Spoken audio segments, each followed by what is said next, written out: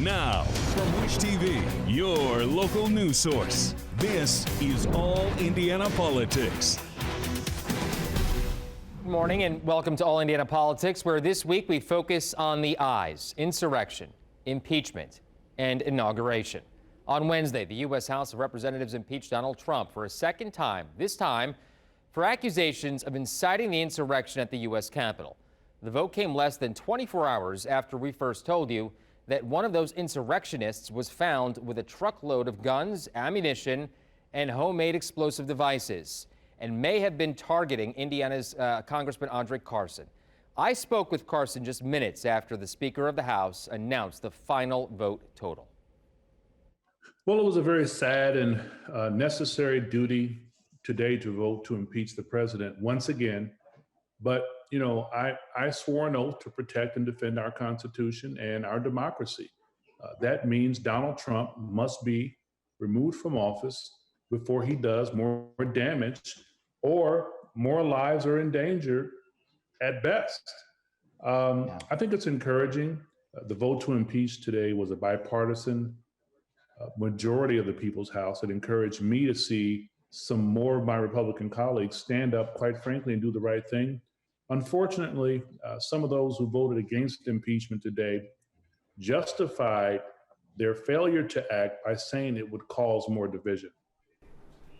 Yeah, 10 Republicans voted yes. Obviously, a lot voted nay. A lot of them also said that this was purely political, and because he's essentially going to be out of office next week anyway, there's really no reason behind it. Your response?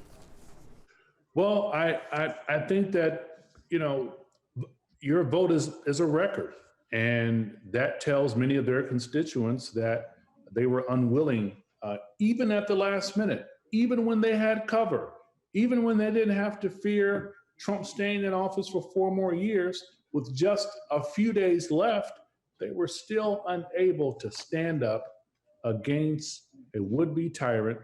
The fact that Trump's insurrectionists came to the Capitol with plans to kidnap a fellow Hoosier, Vice President Pence, Speaker Pelosi, other officials, and even some Republicans, it's disappointing. I want to get to that because obviously he's been impeached because of everything that happened last week. And the last time we talked, we didn't know at that point, you and I don't know, maybe you did, but obviously the public wasn't aware that you were the target of one of these people. Yeah, I think it's unfortunate. It's disturbing. You have this indicted terrorist now. He had the means and opportunity to carry out a violent attack, injure and destroy government officials, related offices in our nation's capital. I was on the list, and we receive threats regularly, and it's something that we take very seriously. I think we have to get to the bottom of the failures that we've seen within law enforcement, but we also want to support those men and women who serve honorably in our police departments and our federal agencies, and give them the resources that they need to thwart future attacks. And again, the last time we spoke as well, you wanted investigations being done into some of the law enforcement that was there. And it turns out that several of them, if not more, are being investigated for, as you said, being sympathizers to those folks. Absolutely. More and more is being uncovered. We also want to look into Capitol Hill personnel, members of staff, and possibly members of Congress. That would be most unfortunate. But this is the reality we're having to deal with. I think that this is the influence that Donald Trump has had on the hearts and minds of not only people who support him, but for members of Congress who were sent by their constituents to a co-equal branch of government. They fell prey, as so many have done throughout history, to a narcissistic, selfish, charismatic figure. So he got the narcissistic supply he needed, and it's unfortunate that many of these folks are going to have to go to jail and be prosecuted as a result. Back to the impeachment for a moment. Your message for Mitch McConnell, because at this point, number one, he said he hasn't decided whether or not he's going to convict, and we don't know if that's actually going to take place. At least he said not as early as some would like. Your message to him? You know, my hope is that Mitch McConnell will as well sees that Donald Trump will no longer be president. he has nothing to fear. He should be concerned about serving his constituents, who he has failed. And a failure to really hold Donald Trump accountable shows a lack of leadership on the part of Mitch McConnell. My appeal to Mitch McConnell is that he should do the right thing. He's been in Congress for decades now, and he shouldn't have to fear any president. He should only be concerned about what his constituents think and doing the right thing on behalf of his colleagues. And so if he wants to show true leadership and salvage a part of his reputation that was damaged under President Trump's administration, he should do the right thing and make sure that Trump is held accountable. Congressman, always good to see you, sir. Be safe. What an honor. You too. Take care. All right. Take care. All right. And by now, you likely know the vote breakdown. All Democrats voted to impeach, with 10 Republicans joining them. All of Indiana's GOP House members voted no. We reached out to them, but none would agree to come on with us this week. But Republican Victoria Spartz did speak on the floor during the debate. Madam Speaker, I appreciate a variety of opinions, but any accusations must go through the proper due process, whether it's election fraud or an impeachable offense. And someone who did not support the objection to certification last week, I will not support this political charade today. The rule of law and due process is vital to what our constitutional republic stands for. Congress. Also this from Republican Jackie Walorski. In the wake of a divisive election and last week's horrific attack on the U.S. Capitol, Congress should be entirely focused on uniting the American people and strengthening our country. Impeaching the president with less than a week left in his term will not advance either of these goals. She went on to say that anyone who commits violent or destructive acts will be held accountable to the fullest extent of the law. All right, coming up, the future for Mike Pence, what he might do after leaving office next week, and could it include a run for president? And welcome back to All Indiana Politics. The inauguration of Joe Biden and Kamala Harris Wednesday will mark the end of the vice presidency of Mike Pence. So how will he be remembered? What about his role after the election? And what comes next? Brooke Martin is with Tom LoBianco, D.C. reporter for Business Insider and the author of Piety and Power, the book on Pence's 2016 campaign. Tom, thanks for your time. You know, usually at a time like this for an outgoing administration, legacy's mostly set, things are winding down, but things are changing by the day right now for Mike Pence. Can we say what is the Mike Pence legacy from his time in the White House? Did it change on January 6th? Yeah, it certainly seems to. Look, at the very least, he has made finally a clear break from Trump. It wasn't always going to be that way, but certainly the moments of leading up to January 6th and the attack that happened on January 6th changed all of that. Now, will that change the way that he's remembered?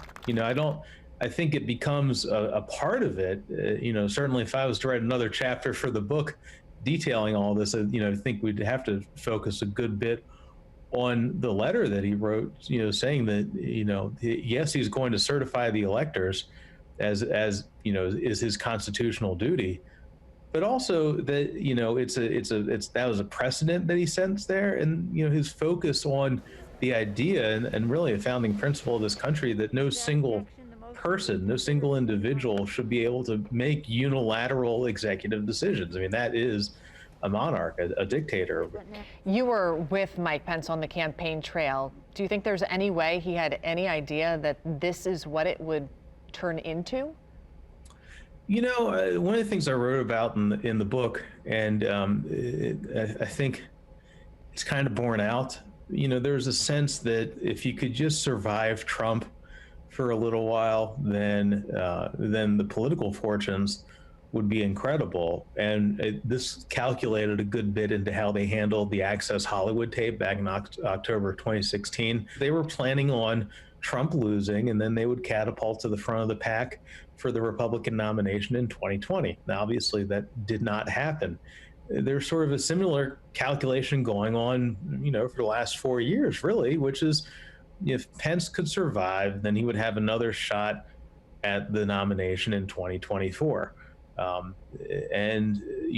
Ironically, Trump announcing that he was probably, telling people that in private, but, with him, nothing's really private, telling people that he was probably going to run again in 2024, that, again, that sucks the air out of the sails for Pence. Obviously, we here in Indiana know Mike Pence as a governor and as a vice president.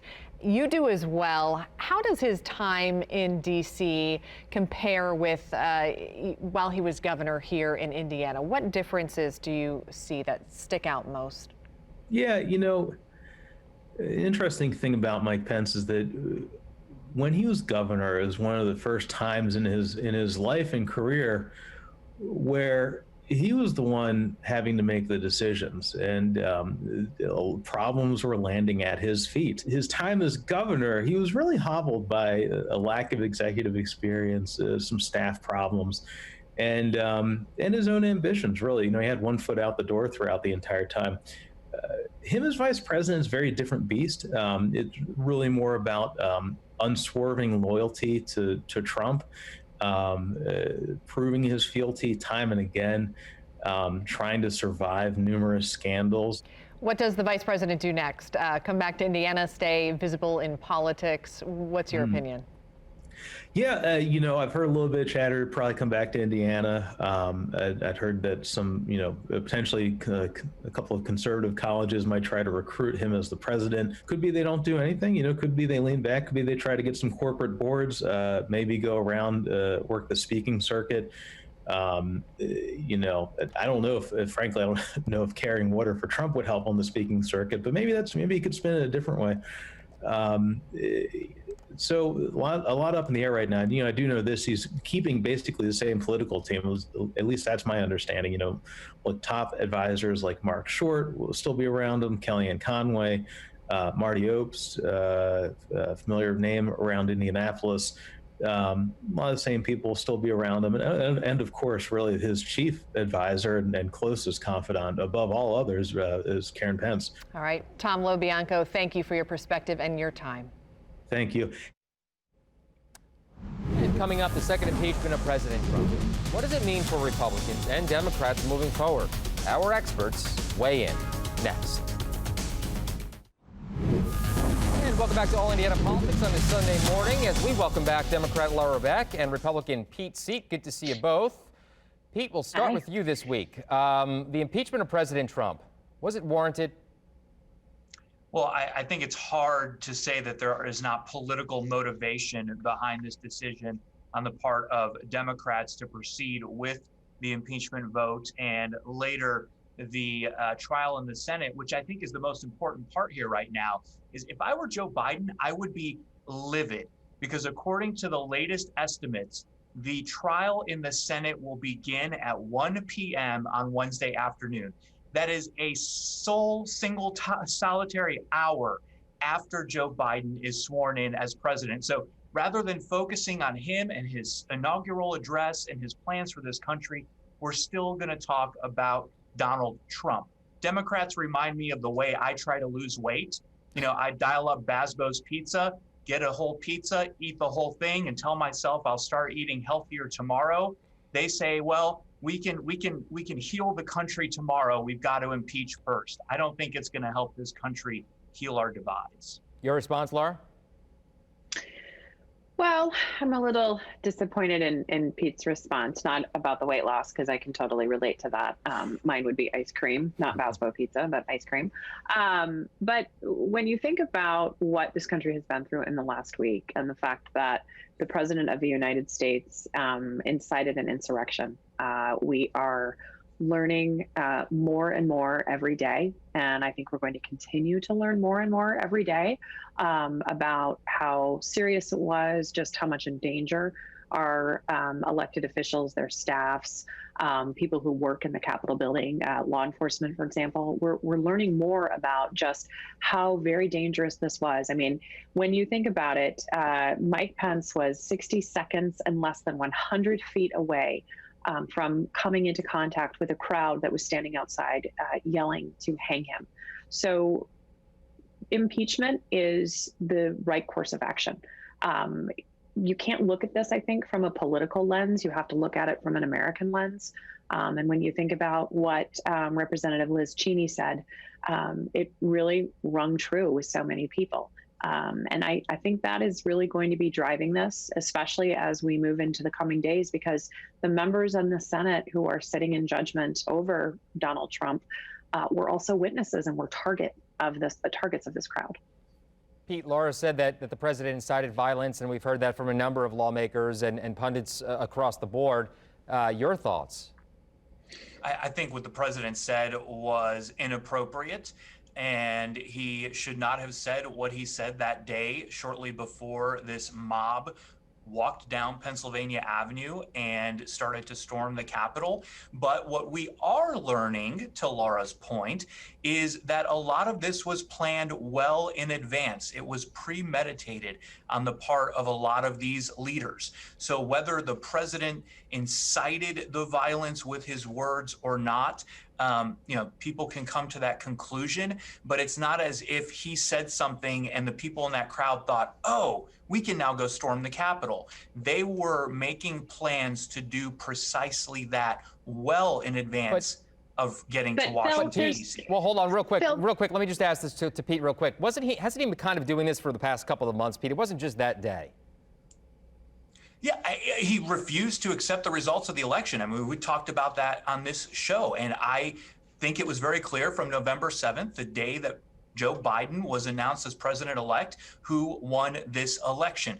But I would also say at some level, each and every one of us is at fault for what happened on January 6th. We didn't smash windows and raid the Capitol, but we've all played a role in the divisive and corrosive politics across this country, and we all need to look in the mirror. Laura, I cut you off. Go ahead, finish your thought. I'm sorry.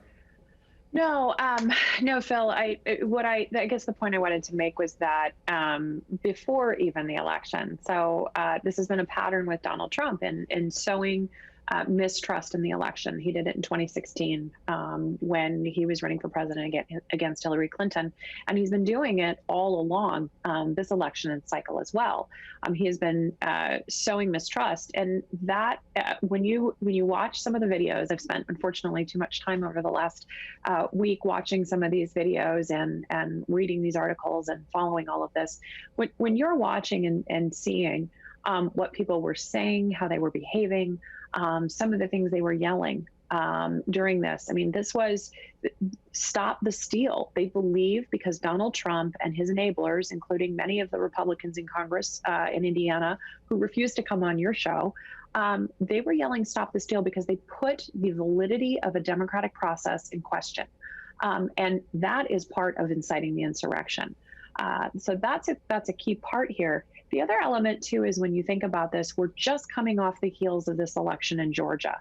And again, if you were watching some of these ads, if you were looking at some of the things that were said, I mean, as they were trying to assault our law enforcement officers, they were yelling, hold the line, hold the line. Hold the line was the rallying cry for Kelly Loeffler's campaign. Well, real quick, because I'm running out of time here. We're putting into that. Should the Senate hold a trial, to Pete's earlier point, even after he's out of office?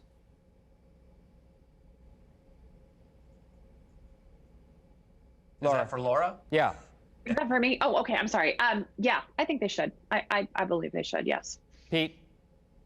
Yeah, I mean, they should go ahead and do it, but we should also see that there is political motivation behind doing so.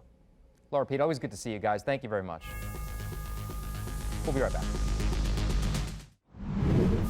And welcome back to All Indiana Politics. We'll be with you for a special edition on Tuesday night. Governor Eric Holcomb will give his State of the State address, laying out his top priorities for the year and for the General Assembly. That speech will be Tuesday at 7 p.m. and you can see it live here on Wish TV and wishtv.com. We will also have live coverage for you on Wednesday as Joe Biden and Kamala Harris take their oaths to become the next president and vice president of the United States. And we'll be back here next Sunday morning at 9:30. We leave you today with images from the Kennedy King Memorial in Indianapolis.